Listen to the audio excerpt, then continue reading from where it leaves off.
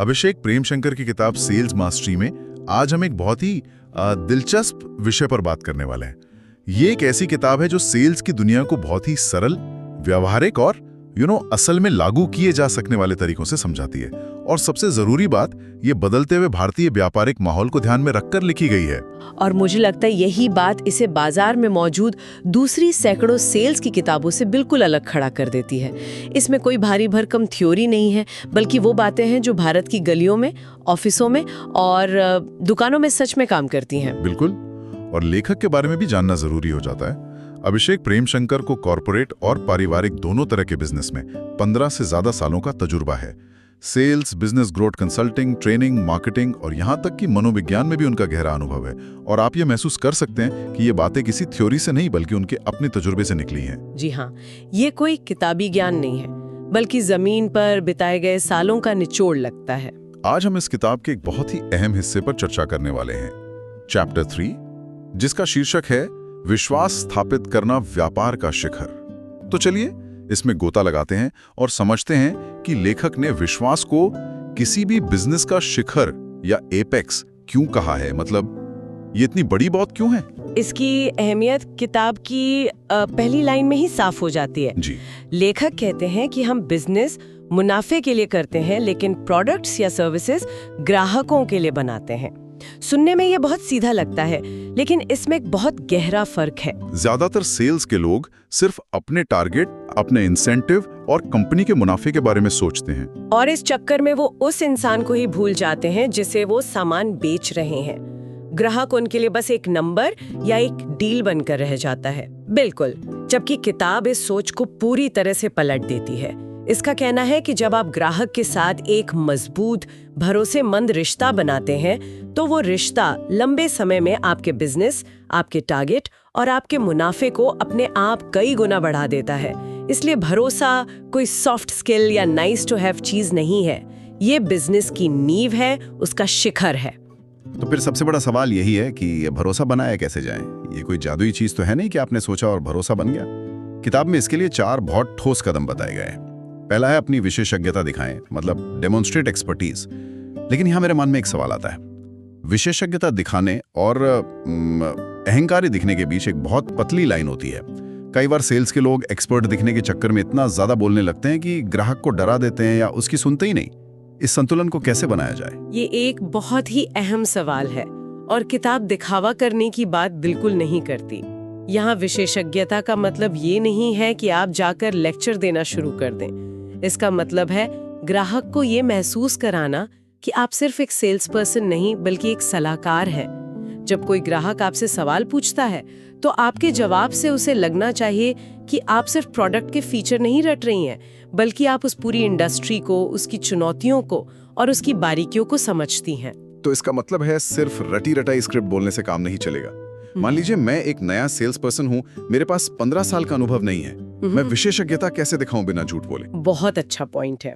किताब के हिसाब से विशेषज्ञता अनुभव के सालों से नहीं बल्कि आपकी तैयारी से आती है। अगर आप नए हैं तो आप उस प्रोडक्ट के बारे में, उस इंडस्ट्री के बारे में अपने सीनियर से 10 गुना ज्यादा पढ़ सकते हैं।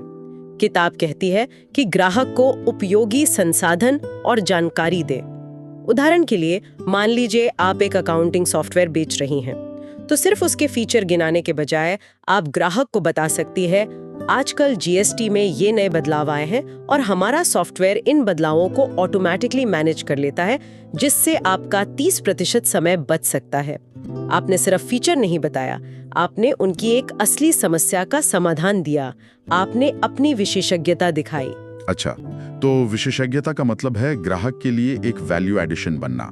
आप उन्हें कुछ ऐसा दे रहे हैं जो उन्हें कहीं और आसानी से नहीं मिलेगा। तो ये हुआ पहला कदम, जिससे आप ग्राहक का ध्यान अपनी तरफ खींचते हैं, एक हुक की तरह। अब जब उनका ध्यान आपके पास है तो इस रिश्ते को आगे कैसे बढ़ाया जाए? अब आप उस भरोसे का पुल बनाना शुरू करते हैं, और वो पुल बनता है दूसरे सिद्धांत पारदर्शी बने, बी ट्रांसपेरेंट। और सच कहूं तो ज्यादातर सेल्स पर्सन यहीं पर डर जाते हैं। मैं समझ सकता हूं क्यों। पारदर्शिता की बात करना आसान है, लेकिन असल में इसे करना बहुत मुश्किल हो सकता है। सोचिए अगर मैं एक कार बेच रहा हूं और मैं ग्राहक को पहले ही बता दूं कि सर इस मॉडल में माइलेज थोड़ा कम है, तो क्या मैं उसे सीधे सीधे अपने कॉम्पिटिटर के शोरूम में नहीं भेज रहा? ये एक बहुत बड़ा डर है और किताब इसी डर को सीधे सीधे संबोधित करती है। लेखक का तर्क ये है कि आज के दौर में ग्राहक बहुत स्मार्ट है। वो आपसे मिलने से पहले ही इंटरनेट पे रिव्यू पढ़ चुका है, वीडियो देख चुका है और शायद दूसरे मॉडल से तुलना भी कर चुका है। आपकी गाड़ी का माइलेज कम है, ये बात उसे कहीं ना कहीं से पता चल ही जाएगी। मतलब आप छिपा नहीं सकते। बिल्कुल। तो जब आपको पता है कि सच सामने आ ही जाएगा, तो बेहतर है कि सच आप ही बताएं। जब आप खुद अपनी कमी बताती हैं, तो आप उस बातचीत को नियंत्रित करती हैं। आप कहती हैं, हाँ सर, इसका माइलेज शहर में थोड़ा कम है क्योंकि हमारा पूरा फोकस आपको इंडस्ट्री का सबसे बेहतरीन सेफ्टी रिकॉर्ड और बिल्ड क्वालिटी देने पर था। आपकी फैमिली की सुरक्षा हमारे लिए सबसे जरूरी है। देखिए, आपने सिर्फ एक कमी नहीं बताई, आपने अपनी सबसे बड़ी ताकत को फिर से स्थापित कर दिया। ये एक डिफेंसिव मूव नहीं बल्कि एक स्ट्रेटेजिक मूव है। आपने ईमानदारी दिखाकर ग्राहक का भरोसा जीता। ये एक बहुत शक्तिशाली विचार है। मुझे एक बार का किस्सा याद आ गया। मैं एक प्रॉपर्टी देख रहा था और एजेंट ने मुझे साफ साफ बताया, इस एरिया में पानी की थोड़ी दिक्कत गर्मियों में रहती है, लेकिन सोसाइटी का अपना बोरवेल है जो आज तक सूखा नहीं है। उसकी इस ईमानदारी ने मुझे उस पर बाकी एजेंट से ज्यादा भरोसा करने पर मजबूर कर दिया। बिल्कुल, यही बात किताब समझाना चाहती है।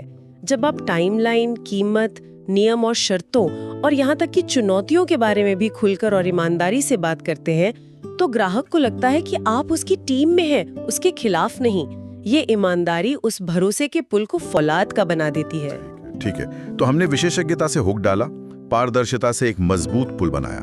लेकिन एक पुल चाहे कितना भी मजबूत क्यों ना हो, अगर वो अधूरा है तो किसी काम का नहीं। बिल्कुल। मुझे लगता है यहीं पर तीसरा पॉइंट आता है, वादों को पूरा करें। Follow through on promises. आपने बिल्कुल सही जोड़ा। ये उस पुल को पूरा करने जैसा है। और ये सुनने में जितना सीधा लगता है, असल में सबसे ज्यादा गलतियां यही होती हैं। किताब कहती है कि भरोसा सिर्फ बड़ी बड़ी बातों से नहीं बल्कि छोटी छोटी बातों को लगातार पूरा करने से बनता है। अगर आपने कहा कि आप कल 11 बजे कॉल करेंगी, तो आपका कॉल ठीक 11 बजे जाना चाहिए, 11.5 पर नहीं। अगर आपने वादा किया है कि आप शाम 5 बजे तक कोटेशन भेज देंगी, तो वो 4:55 पर उसके इनबॉक्स में होना चाहिए। लेकिन क्या ये हमेशा व्यावहारिक है, खासकर एक छोटे बिजनेस में जहां एक ही इंसान 10 काम कर रहा है? क्या ऐसी छोटी मोटी चूकें रिश्ते को सच में इतना नुकसान पहुंचाती हैं? या ग्राहक भी समझते हैं कि देरी हो सकती है? ग्राहक समझते हैं, लेकिन तब जब आप उनसे संवाद करती हैं। किताब का नजरिया ये नहीं है कि आपसे कभी गलती नहीं हो सकती, लेकिन अगर आपको पता है कि आप कोटेशन 5 बजे तक नहीं भेज पाएंगी, तो आपका फर्ज है कि आप 4:30 बजे ही ग्राहक को फोन करके बताएं, माफ कीजिएगा, मुझे इसमें कुछ और डिटेल्स डालनी है ताकि ये आपके लिए ज्यादा फायदेमंद हो। क्या मैं आपको कल सुबह 10 बजे तक भेज दूं? आपने वादा तोड़ा, लेकिन आपने ईमानदारी और पारदर्शिता दिखाकर भरोसे को टूटने नहीं दिया, बल्कि और मजबूत कर लिया। ये छोटी छोटी बातों की निरंतरता ग्राहक के दिमाग में एक पैटर्न बनाती है कि ये इंसान, ये कंपनी भरोसे के लायक है। तो ये एक तरह का मनोवैज्ञानिक प्रभाव है। जब आप छोटे वादे पूरे करते हैं, तो ग्राहक अपने आप मान लेता है कि आप बड़े वादे भी पूरे करेंगे। ठीक है, तो अब हमारा पुल पूरा हो चुका है, मजबूत है, ग्राहक उस पर चलकर हमारे पास आ गया है। अब क्या? इस रिश्ते को बनाए कैसे रखें? अब आता है चौथा और शायद सबसे महत्वपूर्ण कदम, गुणवत्तापूर्ण सेवा प्रदान करें, यानी प्रोवाइड क्वालिटी सर्विस। और यहाँ किताब एक बहुत खूबसूरत लाइन कहती है, हर ग्राहक के साथ ऐसा व्यवहार करें जैसे कि वे आपकी पहली प्राथमिकता हैं, और हमेशा अपेक्षा से ज्यादा करें। ये अपेक्षा से ज्यादा मतलब गोइंग अबव एंड बियॉन्ड वाली बात ही असली जादू है।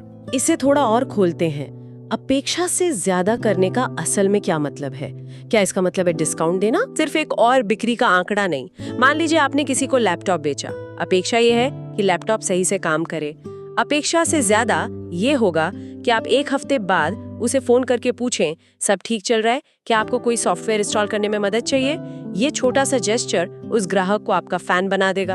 और इसके पीछे भी शायद कोई मनोविज्ञान काम करता है। हाँ बिल्कुल, इसे पारस्परिकता का सिद्धांत या रेसिप्रोसिटी प्रिंसिपल कहते हैं। जब आप किसी के लिए कुछ अतिरिक्त और अप्रत्याशित करती है, तो वो इंसान स्वाभाविक रूप से आपके लिए कुछ करने के लिए बाध्य महसूस करता है। सेल्स की दुनिया में इसका मतलब है वो आपको रेफरल देंगे, आपके बारे में अच्छी बातें कहेंगे, या भविष्य में बिना ज्यादा मोल भाव किए आपसे ही सामान खरीदेंगे। ये एक छोटा सा निवेश है जिसका रिटर्न बहुत बड़ा होता है। तो अगर मैं इन चारों पॉइंट्स को एक साथ देखूं, विशेषज्ञता, पारदर्शिता, वादे पूरे करना और बेहतरीन सेवा। तो किताब में एक लाइन है जो इन सबको एक धागे में पिरोती है। खरीदार की उन्हीं की जरूरतों को समझना, अपनी विशेषज्ञता के साथ प्रोडक्ट की मैपिंग करना और वास्तविक सामान्य आधारों पर एक मजबूत तालमेल बनाना आपको विश्वास के क्षेत्र में आगे ले जाएगा। ये इस पूरे अध्याय का सार है। ये कोई चेकलिस्ट नहीं है कि आपने चारों पर टिक लगा दिया और भरोसा बन गया। ये एक प्रक्रिया है। यह ग्राहक की जरूरत को गहराई से समझने, अपनी विशेषज्ञता का इस्तेमाल करके उसके लिए सही समाधान खोजने और फिर एक असली मानवीय रिश्ता बनाने के बारे में है। वास्तविक सामान्य आधार, ये शब्द बहुत महत्वपूर्ण है। शायद आप और ग्राहक दोनों एक ही कॉलेज से पढ़े हों या क्रिकेट के फैन हों। ये छोटी छोटी बातें एक तालमेल बनाती हैं जो सिर्फ बिजनेस तक सीमित नहीं रहता। और किताब एक बहुत बड़ी चेतावनी भी देती है, जो बड़े अक्षरों में लिखी है ताकि कोई उसे नजरअंदाज ना कर सके। हाँ, और ये शायद इस अध्याय की सबसे जरूरी सलाह है। कुछ भी नकली न करें। ये स्वाभाविक और सामंजस्यपूर्ण होना चाहिए। Do not fake anything, it has to be natural and accommodating. लोग बनावटीपन को मीलों दूर से पहचान लेते हैं। अगर आप सिर्फ बेचने के लिए परवाह करने का नाटक कर रही हैं, तो ग्राहक उसे तुरंत समझ जाएगा। प्रामाणिकता ही सब कुछ है। अगर आप सच में अपने ग्राहक की मदद करना चाहती हैं, तो ये आपकी आवाज में, आपकी बॉडी लैंग्वेज में, हाँ, आपकी हर बात में झलकेगा और वही असली भरोसा पैदा करेगा। तो इसका कुल मतलब क्या है? आज की बातचीत से जो सबसे बड़ी बात मैं समझ पा रहा हूं, वो ये है कि विश्वास सिर्फ एक अच्छी बात नहीं है। ये बिजनेस की सफलता का मुख्य इंजन है।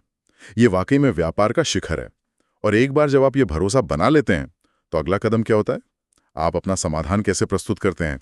आप मोलभाव कैसे करते हैं? ये एक बहुत महत्वपूर्ण सवाल उठाता है, क्योंकि भरोसे के बाद ही असली सेल्स की बातचीत शुरू होती है। एक बार जब ग्राहक आप पर और आपके इरादों पर भरोसा करने लगता है, तभी वो आपके प्रेजेंटेशन को खुले दिमाग से सुनेगा और मोलभाव के लिए तैयार होगा।